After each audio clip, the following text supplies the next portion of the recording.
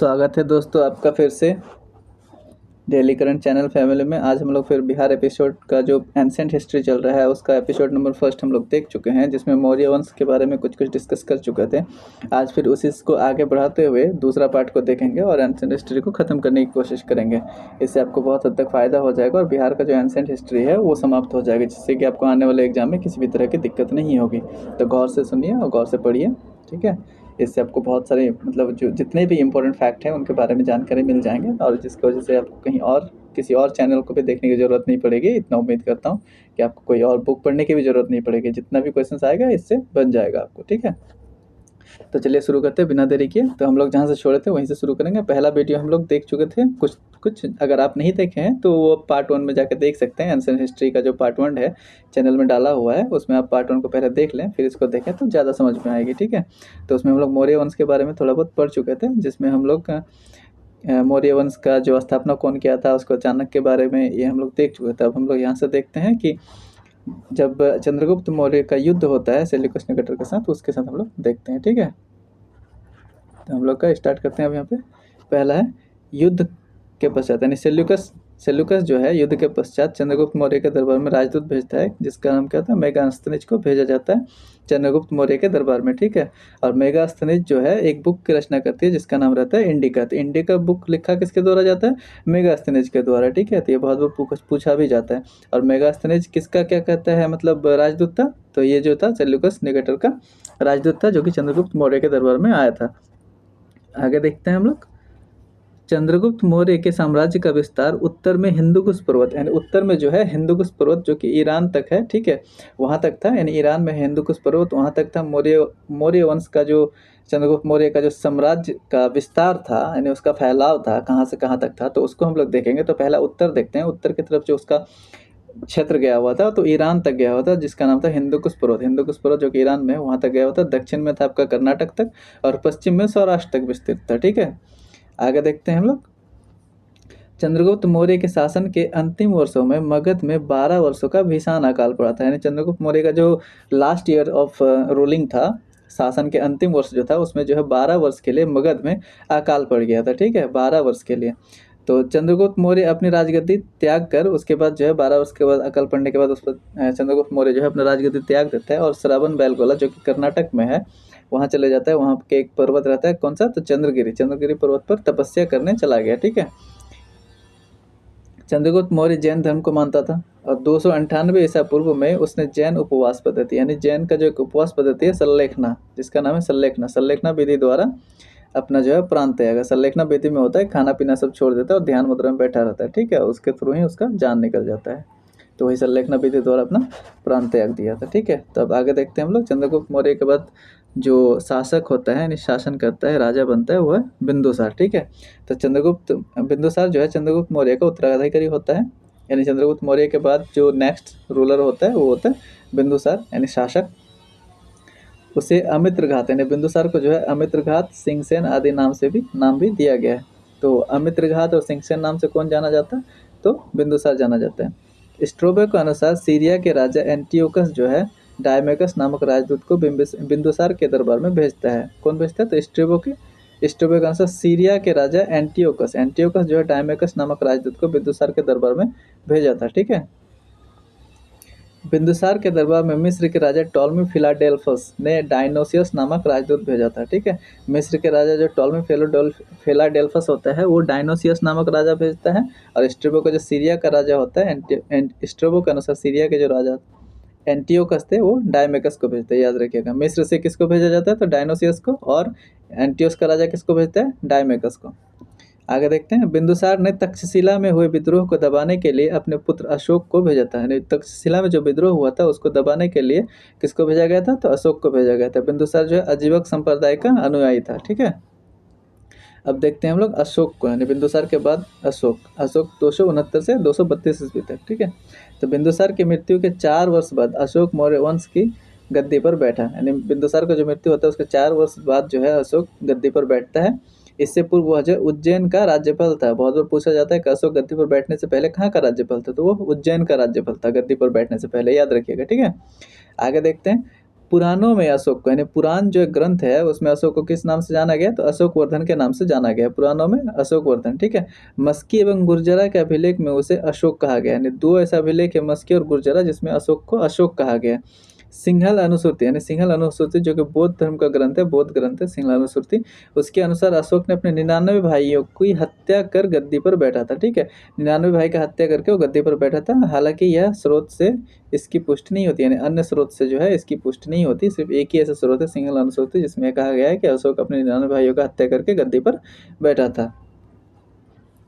अशोक ने अपने शासन के 9वें वर्ष कलिंग युद्ध, यानी 261 ईस्वी पूर्व को होता है कलिंग युद्ध किया, तथा कलिंग के समय मगध में सम्मिलित, मतलब कलिंग को मगध में सम्मिलित किया। ठीक है।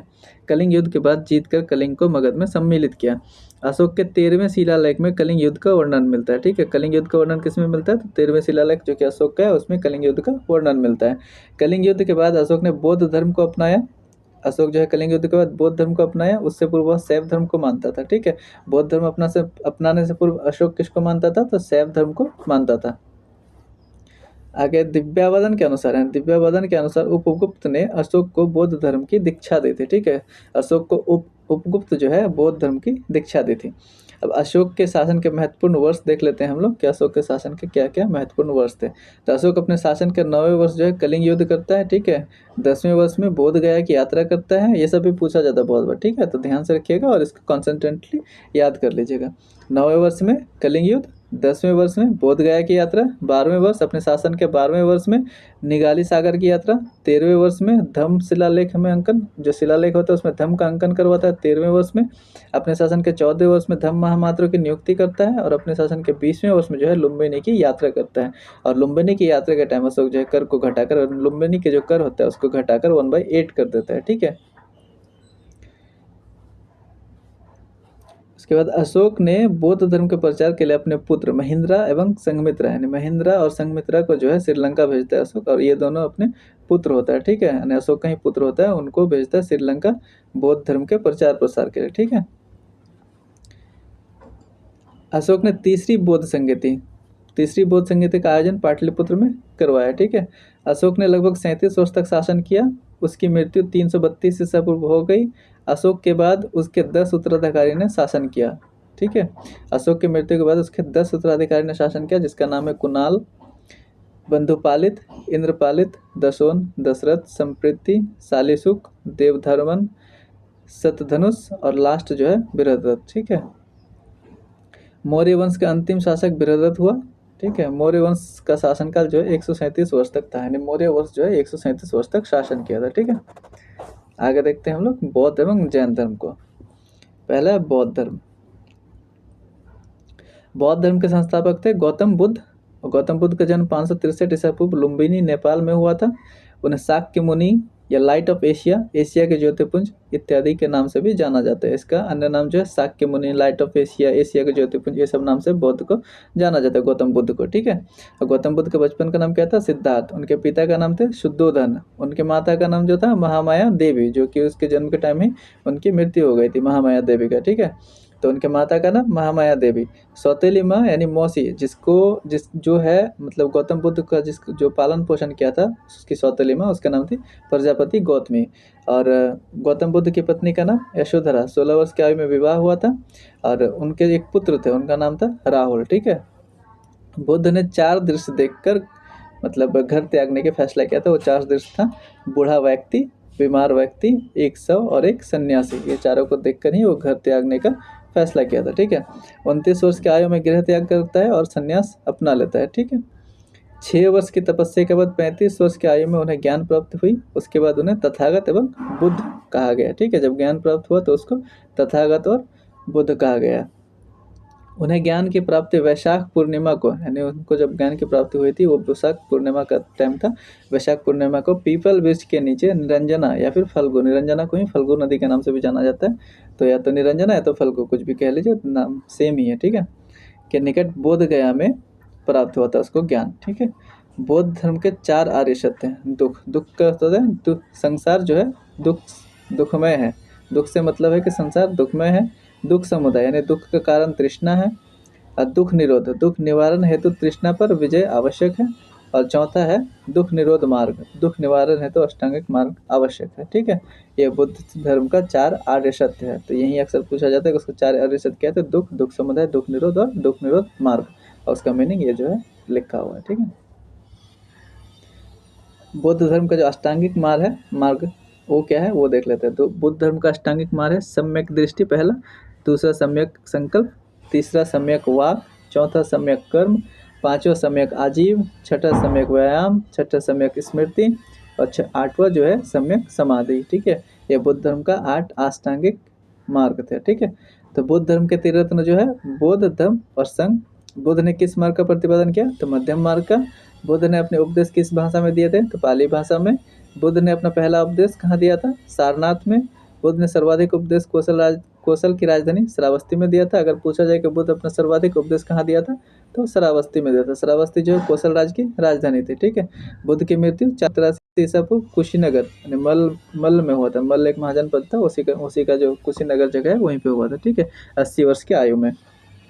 बुद्ध के प्रथम गुरु का नाम क्या था, अलार कलम वैशाली। द्वितीय गुरु का नाम क्या था, रुद्रक रामपुत्र। ठीक है, बुद्ध धर्म के 10 सील या आचरण थे, वो क्या कहते हैं, सत्य, अहिंसा, आस्तेय, अपरिग्रह। सत्य का मतलब होता है हमेशा सच बोलना, अहिंसा का मतलब होता है कि हिंसा ना करना, आस्तेय का मतलब होता है कि झूठ नहीं कहना, यानी आस्तेय का मतलब होता है झूठ नहीं कहना, अपरिग्रह मतलब धन संपत्ति का जो है जमावड़ा, यानी कोई होता है ना धन को जमा करके रख लेता है, वो उसका मतलब होता है अपरिग्रह, यानी धन नहीं जमा करना, उसी को अपरिग्रह कहा जाता है।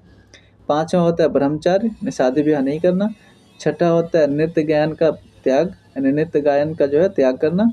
और सातवां जो है असमय भोजन का त्याग, यानी बिना समय का, मतलब कोई भी ऐसा समय में उठ के खाना नहीं खा लेना चाहिए कि मतलब टाइम टेबल का कोई ठिकाना नहीं है, खाना खा लिए, टाइम टू टाइम खाना खाने के बारे में कहा जाता है। ठीक है, तो असमय भोजन का मतलब होता है कि कोई भी टाइम में खाना नहीं खाना चाहिए, मतलब फालतू फालतू टाइम में कि जब उठा जब मन हुआ खाना खा लिए, या फिर जैसा हुआ जब मन किया खाना खा लिए, उसी का मतलब होता है असमय भोजन। कोमल सैया का त्याग, यानी नर्म बिस्तर का त्याग। श्रृंगार प्रसाधनों का त्याग, यानी सजने संवरने का, उसको भी त्याग करने बोलते हैं। और 10वां जो है मद सेवन नहीं करना, यानी शराब वराब नहीं पीना है, उसको मद सेवन नहीं करना। ये था बौद्ध धर्म का 10 सील। ठीक है, पहला था आस्ते अहिंसा, मतलब पहला सत्य अहिंसा, दूसरा आस्ते, तीसरा आस्ते, चौथा अपरिग्रह, छठा ब्रह्मचारी, नृत्य गायन का त्याग, सातवां जो है असमय भोजन का त्याग, आठवां कोमल शैया का त्याग, कोमल शैया का त्याग, नौवां जो है श्रृंगार प्रसाधनों का त्याग, 10वां जो है मद सेवन नहीं करना। ठीक है, ये था 10 सील। अब बुद्ध के जीवन के घटना एवं उसके प्रतीक, यानी बुद्ध के जीवन से जो रिलेटेड घटनाएं हैं उनको हम लोग देख लेते हैं, यानी क्या क्या घटनाएं हैं उसका। ठीक है, बुद्ध का जन्म, उसका प्रतीक क्या था, कमल। ठीक है, गर्भ में आने का प्रतीक था हाथी, और जन्म का प्रतीक था कमल। यवन का, यानी जब यंग हुआ, उसका प्रतीक था सांड। महाभिनिष्क्रमण, यानी गृह त्याग को महाभिनिष्क्रमण कहा गया। बुद्ध का गृह त्याग को महाभिनिष्क्रमण कहा गया, और उसका जो प्रतीक है घोड़ा। संबोधि, यानी ज्ञान की प्राप्ति, ज्ञान की प्राप्ति का जो मतलब प्रतीक चिन्ह है वो है पीपल या फिर बोधि वृक्ष। महापरिनिर्वाण यानी मृत्यु, उनका प्रतीक चिन्ह है पद चिन्ह या फिर स्तूप। और धर्म चक्र परिवर्तन, यानी प्रथम उपदेश को धर्म चक्र परिवर्तन कहा गया था, उसका जो प्रतीक है वो होता है चक्र। अब बौद्ध धर्म चौथी बौद्ध संगति के उपरांत 2 भागों में विभाजित हो गया। ठीक है, बौद्ध धर्म जो है विभाजित होता है चौथी बौद्ध संगति के बाद। कौन कौन सा में, तो हीनयान यानी परिवर्तन विरोधी, और दूसरा होता है महायान परिवर्तन समर्थक। यानी हीनयान जो है वो बौद्ध धर्म में परिवर्तन नहीं चाहता है, और महायान जो है बौद्ध धर्म को परिवर्तन के साथ समर्थन करता है। और 8वीं सदी में बौद्ध धर्म की आडंबर वाली शाखा वज्रयान का विकास होता है, यानी बौद्ध धर्म का जो आडंबर वाला शाखा होता है उसका विकास कब होता है, 8वीं सदी में, उसका नाम क्या है, वज्रयान। ठीक है, तो बौद्ध धर्म का त्रिपिटक क्या होता है ये देख लेते हैं। बौद्ध धर्म का त्रिपिटक जो है सूत पिटक, सूत पिटक का जो मतलब क्या है, सूत पिटक में तो बुद्ध के उपदेश का संकलन जो है सूत पिटक में किया हुआ है, जो बुद्ध का उपदेश था उसका जो संकलन है सूत पिटक में है। यह जो है सबसे बृहद पिटक है, सबसे बड़ा पिटक है, जिसका संकलन आनंद ने किया था, यानी सूत पिटक का संकलन कौन किया था, आनंद ने। ठीक है, विनय पिटक में संघ के नियम का संकलन किया हुआ है, संघ का जो नियम होता था उसका संकलन है विनय पिटक में। सबसे लघुतम, यह पिटक जो है सबसे छोटा है, और इसका संकलन जो है उपाली किया था। ठीक है, अभिधम पिटक बुद्ध के दर्शन बुद्ध के जो है दार्शनिक विचारों का संकलन है इसमें। अभिधम पीठम में बुद्ध का दार्शनिक विचारों का संकलन है। इस पिटक का संकलन मोगलीपुत्र तिष्य ने किया था। ठीक है, अभिधम पिटक का जो संकलन है वो मोगलीपुत्र तिष्य ने किया था। अब देख लेते हैं बौद्ध संगीति या फिर सभा। एक जगह देख लें तो उसे हम लोग चारों बौद्ध संगीत के बारे में देख चुके हैं, लेकिन उसका जो है यहाँ पे एक साथ दिया हुआ, तो वो देख लेते हैं कब कब हुआ, कहाँ हुआ, किसके राजकाल में हुआ, किसके अध्यक्षता में हुआ और उसकी विशेषता क्या थी। तो प्रथम बौद्ध संगीति जो हुई थी वो 483 ईसा पूर्व हुआ था। स्थान क्या था, तो उसका स्थान था राजगीर। शासक कौन था, तो अजात शत्रु। अध्यक्ष कौन था इसका, प्रथम बौद्ध संगीति का, तो महाकश्यप। और इसका विशेषता क्या था, सूत पिटक विनय पिटक की रचना जो है प्रथम बौद्ध संगीति में ही हुआ था। ठीक है, अभी अभी हमने देखा सूत पिटक का रचना किसने किया था, विनय पिटक का रचना किसने किया था। ठीक है, आगे देखते हैं हम लोग द्वितीय बौद्ध संगीति। द्वितीय बौद्ध संगीति कब हुआ था, 383 ईसा पूर्व, वैशाली में हुआ था। शासक कौन था, तो काला अशोक। और इसका अध्यक्ष कौन था, साबाकामी। और इसका जो विशेषता क्या था द्वितीय बौद्ध संगीता का, तो इसमें महासंगिका एवं स्थविर के रूप में विभाजन। ठीक है, तृतीय बौद्ध संगीति 251 ईसा पूर्व में पाटलिपुत्र में हुआ था। शासक था अशोक और इसका अध्यक्ष था मोगलीपुत्र तिष्य। और इसका विशेषता था अभिधम पिटक का संकलन। अभिधम पिटक का संकलन किसमें हुआ था, तृतीय बौद्ध संगीति में हुआ था अभिधम पिटक का संकलन। चतुर्थ बौद्ध संगीति ईसवी की प्रथम शताब्दी यानी प्रथम शताब्दी ईस्वी में हुआ था। कुंडलवन कश्मीर में। शासक था कनिष्क और इसका जो अध्यक्ष थे वसुमित्र या अश्वघोष दोनों थे। महायान एवं हीनयान में विभाजन हो जाता है इसी बौद्ध संगीति में। चौथी बौद्ध संगीति में ही जो बौद्ध धर्म होता है वो डिवाइड होकर महायान एवं हीनयान में विभाजन हो जाता है इसका। ठीक है, बौद्ध धर्म का परम लक्ष्य क्या है, निर्वाण की प्राप्ति है। इसका परम लक्ष्य अगर पूछेगा कि बौद्ध धर्म का परम लक्ष्य क्या है, तो निर्वाण की प्राप्ति है। और बुद्ध के पुनर्जीवन की कथा किसमें है, तो जातक कथा में बुद्ध के पुनर्जीवन की कथा मिलती है। ठीक है, चैत्य क्या है, चैत्य बौद्ध धर्म का पूजा घर होता था। स्तूप जो है बौद्ध धर्म के पवित्र अवशेषों का संग्रह स्थल को स्तूप कहा जाता था। विहार, विहार जो कि बौद्ध भिक्षु का निवास स्थान होता था उसको विहार कहा जाता था। ठीक है, अब देखते हैं हम लोग जैन धर्म को। जैन धर्म के संस्थापक जो है ऋषभ देव थे। ठीक है, वो जैन धर्म के प्रथम तीर्थकार भी थे। उन्हें आदिनाथ और वृषभनाथ भी कहा जाता था। ठीक है, जैन धर्म में कुल 24 तीर्थकार हुए। 23वें तीर्थकार पार्श्वनाथ थे और इनका जन्म काशी में हुआ था। 23वें जो तीर्थकार थे पार्श्वनाथ, इनका जन्म काशी में हुआ था। उनके पिता अश्वसेन थे, यानी पार्श्वनाथ के पिता जो है अश्वसेन थे, जो कि काशी के राजा थे। उन्हें ज्ञान की प्राप्ति सम्मेद पर्वत पर हुई। उन्होंने 4 महावर्त की शिक्षा दी। यानी जो पार्श्वनाथ थे उन्होंने 4 महावर्त की शिक्षा दी थी। पहला था सत्य, दूसरा अहिंसा, तीसरा आस्ते आस्ते और चौथा जो था अपरिग्रह। ठीक है, आगे देखते हैं महावीर स्वामी को। जैन धर्म का ही महावीर स्वामी, जैन धर्म के 24वें तीर्थकार थे महावीर स्वामी। महावीर स्वामी को जैन धर्म का वास्तविक संस्थापक माना जाता है। ठीक है, जैन धर्म का मतलब महावीर का जन्म 540 ईसा पूर्व, कुछ जगहों में 499 ईसा पूर्व दिया गया है। कुंडग्राम में हुआ था। कहाँ पे, तो कुंडग्राम में हुआ था। उनके पिता सिद्धार्थ ज्ञात्रक कुल के प्रधान थे। महावीर के जो पिता थे सिद्धार्थ वो ज्ञात्रक कुल के प्रधान थे। और महावीर की माँ का नाम क्या था, त्रिशला, जो कि लिच्छवी गणराज्य की राजकुमारी थी। महावीर के पत्नी का नाम यशोदा। महावीर का पुत्र मतलब पुत्री का नाम प्रियदर्शनी या अनुजा। और महावीर के जो जमाता या फिर दामाद थे उनका नाम था जमाली या जामाली या फिर जमाली। उन्होंने 30 वर्ष की आयु में गृह त्याग किया। महावीर जो थे महावीर स्वामी 30 वर्ष की उम्र में गृह त्याग किया। 12 वर्ष के कठोर तप के बाद 42 वर्ष की आयु में उन्हें कैवाल्य की प्राप्ति यानी जिरम्बिक ग्राम में ऋजुपालिका नदी के तट पर साल वृक्ष के नीचे हुआ था। ठीक है, कहाँ पे हुआ था, जिरम्बिक ग्राम ऋजुपालिका नदी के तट पर साल वृक्ष के नीचे महावीर स्वामी को ज्ञान की प्राप्ति हुई थी। ठीक है, जैन धर्म का त्रिरत्न क्या है, हमने उसमें देखा था बौद्ध धर्म का त्रिरत्न, इसमें जैन धर्म का त्रिरत्न। तो जैन धर्म का त्रिरत्न क्या है, सम्यक दर्शन, सम्यक ज्ञान और सम्यक आचरण। ठीक है, और जैन धर्म में 5 महावर्त है। ठीक है, 4 महावर्त जो अभी पार्श्वनाथ ने दिए थे वो 4 और 5वां जो है महावीर स्वामी ऐड करते हैं। तो पहला क्या था, सत्य, झूठ नहीं बोलना। दूसरा अहिंसा, हिंसा नहीं करना। तीसरा औस्तेय, चोरी नहीं करना। और चौथा जो अपरिग्रह, धन का संग्रह नहीं करना। और 5वां जो है इंद्रियों का मतलब ब्रह्मचार्य। ब्रह्मचार्य का मतलब होता है इंद्रियों को वश में करना। अब 5वां महावर्त ब्रह्मचार्य जो है महावीर स्वामी द्वारा प्रतिपादित किया गया। अनेकांतवाद या स्यादवाद या सप्तभांगी ज्ञान का सिद्धांत जो संबंधित जैन धर्म से संबंधित है। महावीर स्वामी ने अपना पहला उपदेश राजगृह में दिया था। कहाँ दिया था, राजगृह में। ठीक है, जैन धर्म के तीर्थकार एवं उनके प्रतीक वो देख लेते हैं। प्रथम जो तीर्थकार थे ऋषभ देव, उसका जो प्रतीक था बैल या फिर वृषभ। द्वितीय तीर्थकार जो थे अजितनाथ, उसका था हाथी। 23वें तीर्थकार पार्श्वनाथ, इसका जो पहचान थे वो सर्प। 24वें चित्र का जो है महावीर स्वामी, इसका जो है सिंह है, ठीक है, प्रतीक। महावीर स्वामी के अंतिम मतलब महावीर स्वामी के अतिरिक्त 12वें तीर्थंकर जो है वासुपूज्य का जन्म बिहार में हुआ था। यानी महावीर स्वामी का जन्म भी बिहार में हुआ था और वासुपूज्य का जन्म भी बिहार में हुआ था। तो ये भी क्वेश्चन बना सकता है कि जैन धर्म में से कितने ऐसे जो मतलब तीर्थकार थे जिनका जन्म बिहार में हुआ था।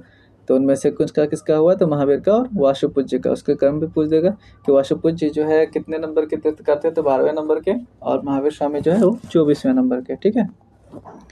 आगे देखते हैं हम लोग, इसका जो जैन संहिता हुआ था उनको देख लेते हैं। प्रथम जैन संहिता 310 ईसा पूर्व में हुआ था पाटलिपुत्र बिहार में। शासक थे चंद्रगुप्त मौर्य, अध्यक्ष स्थूलभद्र, और विशेषताएं जो था दिगंबर एवं श्वेतंबर में जैन धर्म का विभाजन हो गया और जैन धर्म के 12 अंगों का संकलन किया गया प्रथम जैन संहिता में, ठीक है। दूसरा जैन संहिता कब हुआ था, तो 512 ईस्वी में वल्लभी गुजरात में। इसका जो अध्यक्ष है देवर्षि क्षमा श्रवण, और जैन धर्म ग्रंथों का अंतिम संकलन जो है इसी में हो जाता है, ठीक है। आगे देखते हैं हम लोग,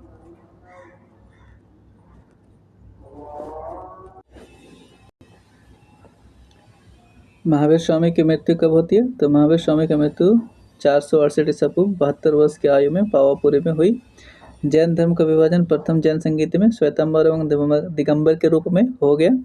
दिगंबर जो है भद्रबाहु के नेतृत्व प्रदान, दिगंबर को जो नहीं, दिगंबर जो शाखा था उसका जो नेतृत्व किया भद्रबाहु। इसमें परिवर्तन को स्वीकार नहीं करते हुए पूर्ण नग्नता एवं कठोरता को अपनाया गया। और श्वेतंबर का जो नेतृत्व करता था वो स्थूलभद्र। इसमें श्वेत वस्त्र पहनने की परंपरा थी तथा यह दिगंबर की तुलना में कम कठोर था। इसमें परिवर्तन को स्वीकार किया गया था, ठीक है। आगे देखते हैं हम लोग शुंग वंश को, ठीक है। शुंग वंश, मौर्य वंश के अंतिम शासक बृहद्रथ की हत्या कर पुष्यमित्र शुंग ने 185 ईस्वी पूर्व शुंग वंश की स्थापना की, ठीक है। पुष्यमित्र शुंग ब्राह्मण था, वह बृहद्रथ का सेनापति था। पुष्यमित्र शुंग जो कि बृहद्रथ का हत्या किया था, वो क्या कहता है, पुष्यमित्र शुंग जो है बृहद्रथ का हत्या जो किया था वो उसी का क्या था, सेनापति था, ठीक है।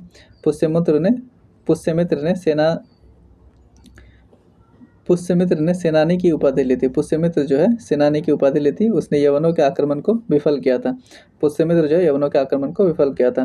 पुष्यमित्र ने 2 अश्वमेध यज्ञ करवाए थे। पुष्यमित्र जो है 2 अश्वमेध यज्ञ कराया था। इसमें पुरोहित जो है पतंजलि थे, ठीक है। यज्ञ में पुरोहित कौन थे, तो पतंजलि थे।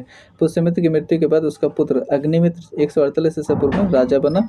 कालिदास के नाटक मालविका अग्निमित्र में अग्निमित्र एवं मालविका का वर्णन है, ठीक है। इस वंश का अंतिम शासक देवभूति था। शुंग वंश का अंतिम शासक कौन था, तो देवभूति। और मालविका अग्निमित्र का लेखक कौन थे, तो कालिदास। उसमें किसका जिक्र किया गया है, तो अग्निमित्र एवं मालविका का। अब देख लेते हैं हम लोग कण्व वंश। कण्व वंश की स्थापना वसुमित्र ने देवभूति की हत्या करके की थी। जो अंतिम शासक था शुंग वंश का देवभूति, उसका हत्या करके वसुमित्र ने कण्व वंश की स्थापना की। वसुमित्र शुंगों की आमात्य थे, यानी वसुमित्र जो है शुंग का आमात्य यानी मंत्री थे। कण्व वंश भी ब्राह्मण वंश थे। इस वंश का अंतिम शासक सुशर्मा था। कण्व वंश का अंतिम शासक सुशर्मा। सातवाहन वंश के संस्थापक सिमुक ने सुशर्मा की हत्या कर कण्व वंश का अंत कर दिया। सिमुक जो है सुशर्मा का हत्या करके अपना सातवाहन वंश का स्थापना करता है, ठीक है। अब आते हैं कुषाण। भारत आने वाले विदेशियों में कुषाण सबसे अंतिम थे। भारत में जो जो विदेशी आए थे उनमें सबसे अंतिम जो है कुषाण थे। विदेशियों के आने का क्रम इस प्रकार है कि पहला आया था हिंद यूनानी, उसके बाद आया था शक, उसके बाद आता था पहला, उसके बाद आता था कुषाण, ठीक है। कुषाण चीन के यूची या तोखरी जाति से संबंधित है। कुषाण जो है चीन के यूची या फिर तोखरी जाति से संबंधित है। कुषाण वंश के संस्थापक कुजुल कटफिशस थे, ठीक है। इस वंश का सबसे प्रमुख शासक थे कनिष्क, यानी कुषाण वंश का जो सबसे प्रमुख शासक थे वो थे कनिष्क। कुषाण वंश की राजधानी फिरोजपुर या फिर पेशावर एवं मथुरा था। उसका 2 राजधानी थी, एक था फिरोजपुर या फिर पेशावर, दूसरा था मथुरा। अश्वघोष जिन्होंने बुद्ध चरित्र की रचना की थी। बुद्ध चरित्र की रचना किसने की थी, तो अश्वघोष। तो अश्वघोष जिन्होंने बुद्ध चरित्र की रचना की थी को कनिष्क ने पाटलिपुत्र से विजित किया था। कनिष्क जो है अश्वघोष को पाटलिपुत्र से विजित किया था, ठीक है। कनिष्क के समय में गांधार एवं मथुरा कला का विकास हुआ था। गांधार एवं मथुरा कला का विकास किसके समय में होता, तो कनिष्क के काल में होता। कनिष्क ने चौथी बौद्ध संगीत का आयोजन कुंडलवन कश्मीर में करवाया था। कनिष्क ने 78 ईस्वी में राजा बनने के अवसर पर शक संवत चलाया था। शक संवत कौन चलाया था, कनिष्क। कब चलाया था, तो 78 ईस्वी में, ठीक है। ये बहुत बार पूछा जाता है कि शक संवत जो है कब चलाया गया था, तो 78 ईस्वी में शक संवत प्रारंभ हुआ था, जिसको प्रारंभ किसने किया था, कनिष्क ने, ठीक है। कनिष्क के समय सिल्क मार्ग पर कुषाणों का आधिपत्य था। जो सिल्क मार्ग हुआ करता था उसमें कुषाणों का ही आधिपत्य था कनिष्क के टाइम में, ठीक है। अब आगे देखते हैं गुप्त वंश। गुप्त वंश की स्थापना श्रीगुप्त 240 ईस्वी से 280 ईस्वी, यानी श्रीगुप्त 240 श्रीगुप्त 240 से 280 ईस्वी ने की थी। ठीक है, यानी गुप्त वंश का जो संस्थापक था कौन था? श्रीगुप्त। श्रीगुप्त का उत्तराधिकारी घटोत्कच गुप्त 280 से 320 इसका शासनकाल था, और वह प्रथम गुप्त शासक था जिन्होंने महाराजा की उपाधि दी थी। महाराजा की उपाधि से प्रथम गुप्त शासक अगर पूछेगा कि प्रथम गुप्त शासक जिन्होंने महाराजा की उपाधि धारण की थी कौन था? घटोत्कच गुप्त। ठीक है, अब आगे देखते हैं चंद्रगुप्त प्रथम। गुप्त वंश के शासक है चंद्रगुप्त प्रथम, 320 से 335 ईस्वी इनका शासनकाल था। गुप्त वंश का वास्तविक संस्थापक जो है चंद्रगुप्त प्रथम को माना जाता है। गुप्त वंश का जो है वास्तविक संस्थापक किसको माना जाता है?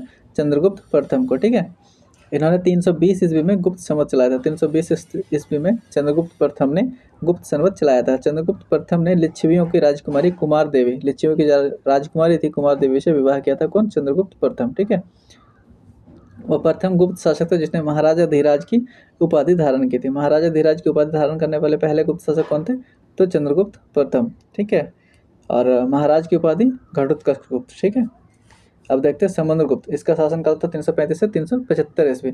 इतिहासकार स्मिथ ने समुद्रगुप्त को भारत का नेपोलियन, यानी समुद्रगुप्त को जो भारत का नेपोलियन कहा जाता है, और कहा कौन है? तो स्मिथ ने कहा है। ठीक है, समुद्रगुप्त ने परक्रमांक, अप्रतिरथ आदि की उपाधि धारण की थी। ठीक है, परक्रमांक, अप्रतिरथ आदि की उपाधि समुद्रगुप्त धारण किया था। समुद्रगुप्त के अभियानों की चर्चा हरिसेन द्वारा रचित प्रयाग प्रशस्ति में मिलता है। उसने उत्तरापथ के 9 राज्यों तथा दक्षिणापथ, उत्तरापथ ने उत्तर के 9 राज्यों तथा दक्षिणापथ दक्षिण के 12 राज्यों को विजित किया था। कौन? तो समुद्रगुप्त। समुद्रगुप्त को कविराज भी कहा जाता है। समुद्रगुप्त को क्या कहा जाता है? कविराज। ठीक है, समुद्रगुप्त को उसके सिक्के पर बीना बजाते हुए दिखाया गया है। समुद्रगुप्त का दरबारी कवि हरिसेन था, यानी समुद्रगुप्त का जो दरबारी कवि था वो हरिसेन था। समुद्रगुप्त वैष्णव धर्म को मानता था। समुद्रगुप्त द्वारा अश्वमेध यज्ञ कराने के लिए, मतलब समुद्रगुप्त द्वारा अश्वमेध यज्ञ कराने का प्रमाण भी मिलता है। समुद्रगुप्त के बाद 375 ईस्वी में रामगुप्त के राजा बनने के मतलब रामगुप्त जो है साच राजा बनता है।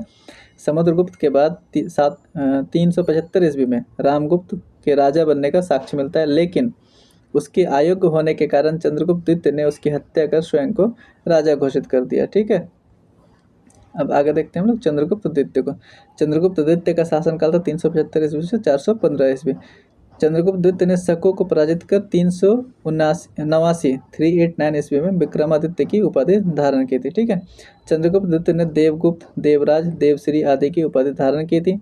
चंद्रगुप्त द्वितीय ने ध्रुव देवी एवं कुबेर नाग से विवाह किया था। चंद्रगुप्त द्वितीय जो है किससे विवाह किया था? तो ध्रुव देवी और कुमार देवी से विवाह किया था। ठीक है, कुबेर नाग से उत्पन्न पुत्री प्रभावती गुप्त का विवाह वाकाटक नरेश रुद्रसेन द्वितीय के साथ हुआ था। ठीक है, रुद्रसेन की मृत्यु के बाद प्रभावती ने अपने अल्पवयस्क पुत्र के संरक्षिका के रूप में शासन किया।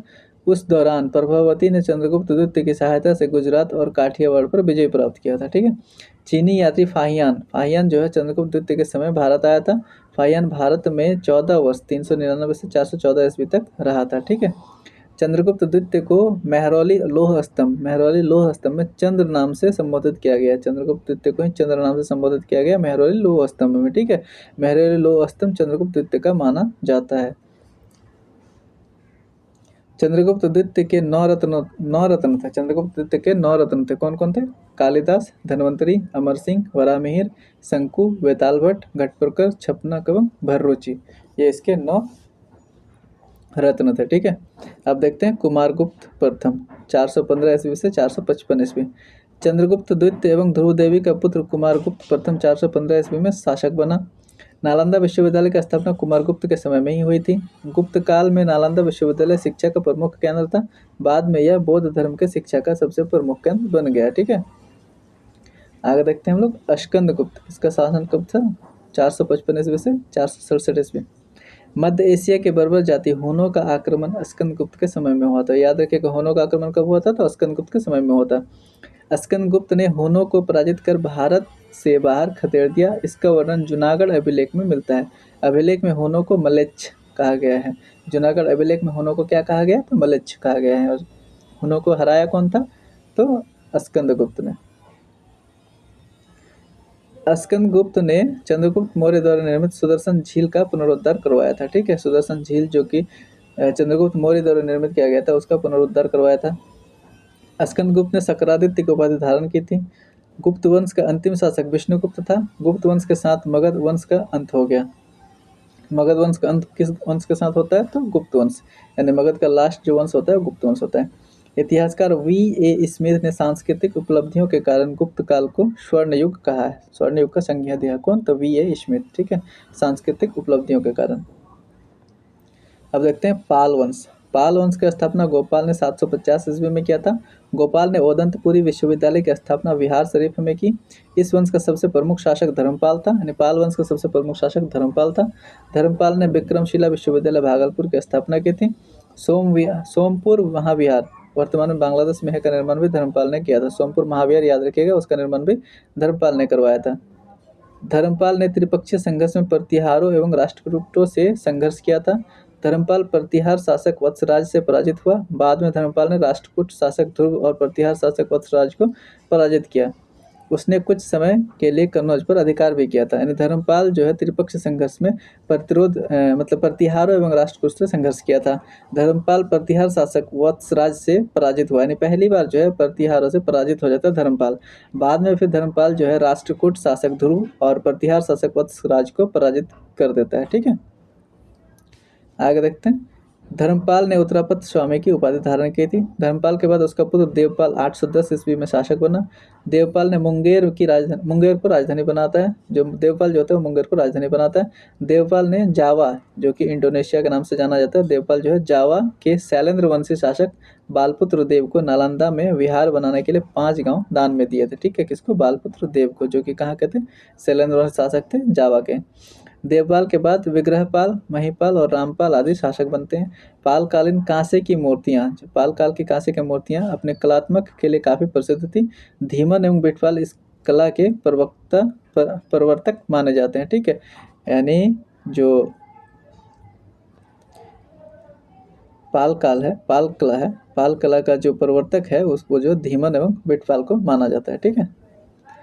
आगे देखते हैं हम लोग।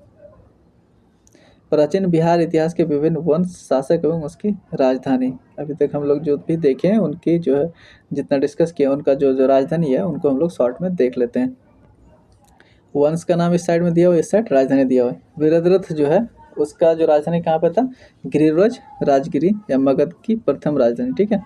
बिंबिसार के टाइम में राजगिरी मतलब राजधानी कहाँ पे थी? गिरिव्रज या फिर राजगिरी। उदयन के टाइम में पाटलिपुत्र। शिशुनाग के टाइम में वैशाली। कालाशोक के टाइम में फिर पाटलिपुत्र। नंदवंश के टाइम में पाटलिपुत्र। मौर्य काल में पाटलिपुत्र, ठीक है। उसके बाद कुषाण काल में पुरुषपुर एवं मथुरा। गुप्त वंश के टाइम में पाटलिपुत्र और पाल वंश के टाइम में मुंगेर, ठीक है। प्राचीन बिहार इतिहास के प्रमुख साहित्य देख लेते हैं, ठीक है। उसका लेखक और उसकी विशेषता। पहला है अर्थशास्त्र। अर्थशास्त्र का लेखक कौन था? कौटिल्य या फिर चाणक्य। विशेषता क्या है? राज्य प्रबंधन के लिए प्रसिद्ध, ठीक है। दूसरा है बुद्धचरित, इसका लेखक है अश्वघोष। विशेषता बौद्ध धर्म का महाकाव्य। प्रज्ञा पारमिता, इसका लेखक है नागार्जुन और इसकी विशेषता है शून्यवाद का सिद्धांत। साहित्य का नाम है सीयूकी, इसका लेखक है ह्वेनसांग और इसका विशेषता क्या है? भारत का यात्रा विवरण, ठीक है। सीयूकी में लेखक कौन है? ह्वेनसांग। नेक्स्ट है इंडिका। इंडिका का लेखक है मेगास्थनीज और इसका जो विशेषता है मौर्य साम्राज्य का विवरण। नेक्स्ट है मिलिंद पन्हो। बुक का नाम है मिलिंद पन्हो, लेखक है नागसेन। इसमें जो है बैक्ट्रियन शासक मिनांडर एवं नागसेन के वार्तालाप का संग्रहण है, ठीक है। नेक्स्ट बुक है ललित विस्तार, इसका लेखक है अमृतानंद और इसका जो विशेषता है बुद्ध की लीलाओं का वर्णन, ठीक है। नेक्स्ट है महावंश। बुक का नाम महावंश, इसका लेखक है भदंता महानामा, ठीक है। श्रीलंका के राजाओं का वर्णन है इसमें, ठीक है। भदंता महानामा द्वारा लिखा गया बुक महावंश, इसमें श्रीलंका के राजाओं का वर्णन है, ठीक है। नेक्स्ट है जातक कथाएं। जातक कथाएं, इसका लेखक है आचार्य बुद्ध घोष और इसमें बुद्ध के पुनर्जन्म के बारे में कहानियाँ जो है इसी में है। किसमें? जातक कथाओं में बुद्ध के पुनर्जन्म की कहानियाँ हैं, ठीक है। तो ये था बिहार के एंसेंट। आज हम लोग इस वीडियो में सारे जो भी फैक्ट थे बिहार के एंसेंट हिस्ट्री से रिलेटेड उन सारे को कवर किया और एंसेंट हिस्ट्री यहीं से ख़त्म होती है बिहार का। वीडियो को देखने के लिए धन्यवाद। बने रहिए चैनल के साथ। आएंगे हम लोग फिर नेक्स्ट वीडियो लेके मेडावल का बिहार का जो मेडावल हिस्ट्री है उसको नेक्स्ट वीडियो में लेके आएंगे।